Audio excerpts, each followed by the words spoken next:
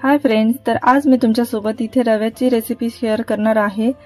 एकदम सोपी रेसिपी आहे। त्यासाठी मी ते सर्वात आधी ड्रायफ्रूट्स चॉप करून घेते आहे आणि सोबतच इथे 1 वाटी रवा घेतलाय आणि 1 वाटी गूळ घेतलाय। ग्राम मध्ये मोजाल तर 150 ग्राम रवा आहे।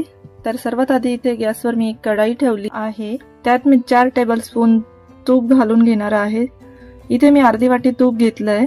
जसं आपल्याला लागेल तसं आपण टाकून घेणार आहोत। तर यात मी सर्वात आधी किसमिस फ्राय करून घेते।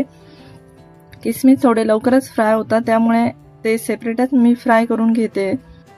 तर हे बघा इथे छान फुलले आहे, तर आपण हे काढून घेऊया। त्यानंतर मी इथे ड्रायफ्रूट्स भाजून घेणार आहे। तर इथे तुम्ही तुमच्या आवडीप्रमाणे कोणतेही घालू शकता। तर छान परतून घेऊया सोनेरी रंग होईपर्यंत। तर इथे झाले, मी काढून घेते एका प्लेटमध्ये।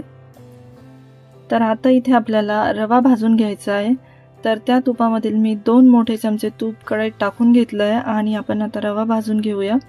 रवा छान आपल्याला खरपूस भाजायचा आहे आणि त्यासाठी शक्यतो आपल्याला जाड बुडाचीच कढई वापरायची आहे, म्हणजे जेणेकरून रवा छान भाजला जाईल, खाली लागणार नाही। हे बघा इथे मी कंटिन्यू हलवते। तुम्हाला जर तूप कमी वाटत असेल तर तुम्ही मधून तूप ऍड करा। जाड रवा असेल तर तुपाचं प्रमाण थोडं जास्त लागतं। मी इथे जाड रव्याचाच वापर केलाय, त्यामुळे टेस्ट छान होते।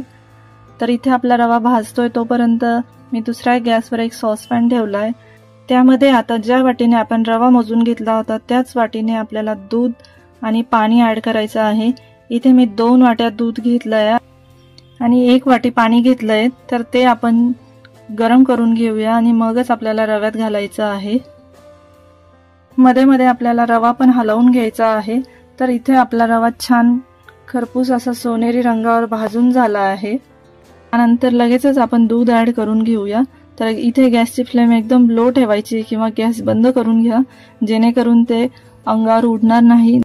आणि दूध टाकत असतानाच आपल्याला हळूहळू मिक्स करून घ्यायचं आहे, जेणेकरून त्यात लम्स होणार नाही।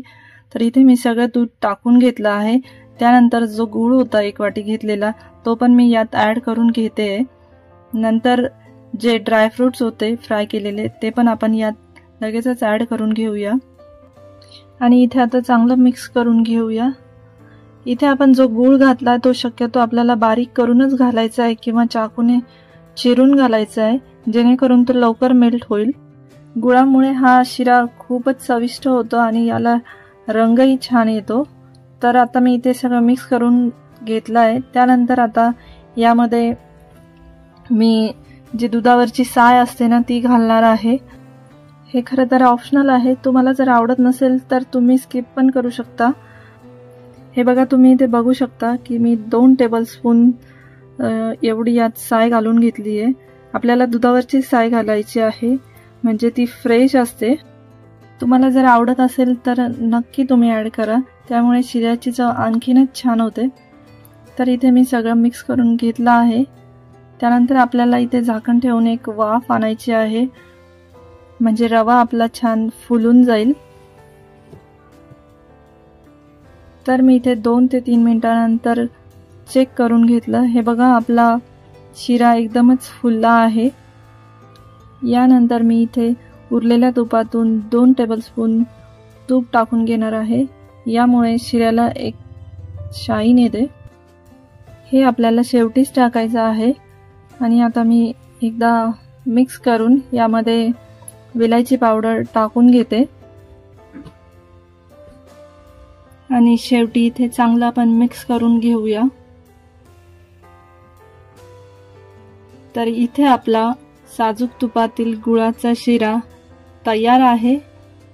तुम्हाला हा व्हिडिओ कसा वाटला नक्की कमेंटमध्ये सांगा आणि व्हिडिओ आवडला असेल तर व्हिडिओला एक नक्की लाईक करा। Thank you for watching. Bye.